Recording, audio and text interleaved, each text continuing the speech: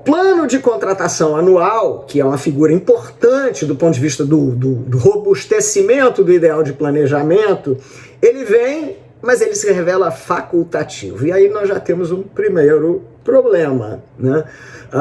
Um instrumento de planejamento que é facultativo é um convite a não acontecer. E aí agora eu vou ao meu segundo ponto, que são as duas dimensões de planejamento. Quer dizer, como aparece o tema do planejamento na nova lei de licitações, especialmente em relação aos municípios, né? Só por curiosidade, amigos, também me preparando para essa nossa intervenção, eu, percorrendo o texto aprovado, fui aferir quantas vezes ele se refere a planejamento ou a plano. E aí, vejam bem, são quase 100 laudas de texto normativo novo, né? E a palavra planejamento aparece 10 vezes. Então, uma vez a cada 10 laudas. E a palavra plano aparece 6 vezes. Então, sinto que esta não foi uma preocupação predominante da nova lei de licitações. Ela tem lá as suas indicações, mas não foi a preocupação predominante. O que me traz à cabeça críticas de vários colegas nossos, vários autores, no sentido de que o texto da lei não dialoga necessariamente com a diagnose dos problemas que a gente tem hoje no setor de contratações públicas, né? Esse é um problema antigo do legislador. É o legislador que produz nova moldura legislativa sem estudar quais são os problemas originários, portanto a nova lei não responde, e depois sem diagnosticar se a lei nova resolveu, superou os problemas. Me lembro de um texto clássico no campo de processo civil do professor Zé Carlos Barbosa Moreira, onde ele já denunciava isso no início da década de 90. Né? Muito bem. Então, vimos já que o texto poucas vezes faz a referência, seja a planejamento, seja a plano. E nessas poucas referências, como isto aparece? Isso aparece de duas vezes. Primeiro, pela referência a um plano de contratação anual, né? E segundo, pelo cuidado para com as medidas de planejamento específico de cada licitação. Bom, o plano de contratação anual, que é uma figura importante do ponto de vista do robustecimento do ideal de planejamento, ele vem, mas ele se revela facultativo. E aí nós já temos um primeiro problema, né? Um instrumento de planejamento que é facultativo é um convite a não acontecer, ou acontecer de forma pouco séria. Alguns dos senhores dirão, é impossível fazer um planejamento estreito das contratações públicas. Primeiro, eu já tenho minhas dúvidas se isso é impossível. Existe um núcleo central de contratações públicas da administração que é indiscutível. Os serviços de natureza continuada, os suprimentos para oferta de serviços públicos, nada disto é novidade, né? Então existe um volume muito expressivo das contratações públicas que facilmente poderia se amoldar a uma lógica de planejamento e, portanto, a um plano anual. Mas a lei optou pelo mecanismo facultativo. Uma opção intermediária poderia ter sido se ela tivesse adotado um mecanismo de plano anual facultativo, mas se ela tivesse incentivos à realização do plano. Olha, é facultativo. Se você fizer, isto ou aquilo lhe será facilitado. Nesta lógica, a lei equilibraria uma dinâmica que é inerente às contratações públicas e que, portanto, talvez não coubesse num plano absolutamente vinculativo, mas com alguma coisa que estimule a administração a dedicar seu tempo e sua energia intelectual a fazer desse planejamento das contratações públicas, né? Mas a lei não cria nenhum mecanismo de estímulo à adesão ao plano anual. E isto me parece ser uma perda de oportunidade, né? Penso que ela deveria ter investido mais nisso. Mas creio que há aí um espaço ainda de atuação para os municípios, no sentido de criação dos incentivos, e acho que isto pode acontecer no espaço de exercício de atividade regulamentar que a própria lei lhe prevê, né?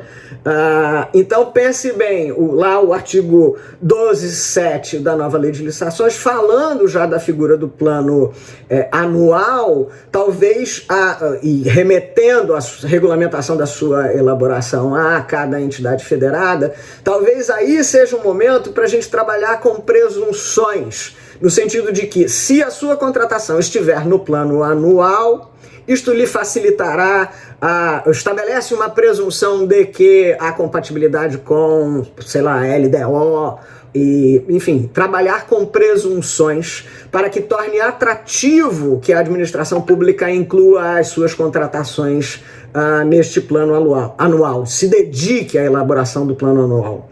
Temos lá também a regra do artigo 20, parágrafo 1º, quando fala na distinção entre bens de uso comum e bens de luxo, né? Talvez pudéssemos pensar numa presunção, olha, se a contratação está no plano anual, presume-se que ela é uma contratação de bens comuns. Enfim, trabalhar mecanismos de incentivo. No plano do planejamento específico de cada licitação, aí penso que o problema da lei está num desenho extremamente detalhado, por exemplo, do termo de referência, né? Detalhe do detalhe do detalhe do detalhe, e isto pode tornar muito difícil a vida das organizações, e de novo, não vou nem me limitar às pequenas organizações, às médias organizações, quiçá às grandes organizações, né? E acho que isto vai ser um elemento indutor muito forte à adesão aos modelos nacionais. E isso pode ser um problema, porque eventualmente as condições de oferta de determinados serviços que são vislumbradas pela União como uma boa prática, como algo muito disponível, algo muito fácil, pode não se revelar boa prática, nem disponível, nem fácil em determinados rincões do país, né? Muito bem, agora o último ponto, que é o legislador e uma relação ainda conturbada com o planejamento. E aí volto a um tema que já foi objeto até de minha cogitação em trabalhos escritos anteriores, né? Existe um bloqueio que eu diria que é cultural em relação ao tema do planejamento. Enfim, razões históricas indicarão épocas em que governos mais autoritários investiam no planejamento como mecanismo de cerceamento ao exercício discricionário da política local. Enfim, haveria alguma razão histórica para esta resistência, mas fato é que ela existe. E existe porque, se você planeja, primeiro, planejar exige um esforço. Segundo, planejar sugere uma vinculação. Afastar-se do planejamento, portanto, sugere a necessidade de atendimento a um determinado ônus argumentativo, e isto, por vezes, é complexo. E fato é que a lei não investe na superação desse bloqueio cultural, né? E isto gerará um problema, que é o problema que me aflige, e é a ideia que eu quero deixar para a conclusão da minha intervenção. Porque o texto constitucional, ele descentraliza serviços, nós bem o sabemos, na distribuição de competências, e depois o fez na estruturação dos vários sistemas, do sistema de saúde, do sistema de educação, etc, etc. Então, descentralizar serviços, mas centralizar as contratações públicas, na verdade, é criar um ambiente propício à ineficiência e ao desatendimento. Porque eu tenho o ônus da oferta, eu, município, tenho o ônus da oferta do serviço, mas estou numa modelagem de contratações públicas mais centralizada. E aí, portanto, sujeita às intempéries que a contratação centralizada possa trazer. E eu acho que isso pode ser muito perigoso do ponto de vista de continuidade da prestação dos serviços públicos, né? O argumento habitual, amigos, para esse tipo de solução é a avaliação da baixa capacidade de planejamento dos municípios. É como se os municípios fossem um ente federado café com leite. Ele está lá, mas tadinho, né? Ai, tem tantas dificuldades, né? E aí eu acho que isso é um desafio para a gente superar. A opção constitucional foi pelo reconhecimento dos municípios como entidades federadas. E aí acho complexo que a gente, em sede de lei ordinária, fica dizendo, mas não é tanto, né? Mas vamos deixar ele buscar aqui o colo da União, porque isto será melhor para ele, né? A título de conclusão, devo dizer que não escapa a esta procuradora do município há 32 anos a percepção de que uma reação possível no âmbito de municípios será: mas eu, no meu município, que vou reinventar a roda, por que eu não posso ou não devo simplesmente repetir o que fazem os grandes?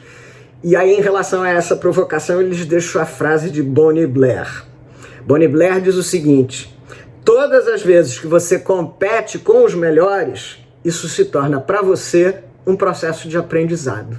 Que a gente não perca essa oportunidade de, como municipalistas, aprender. Obrigado.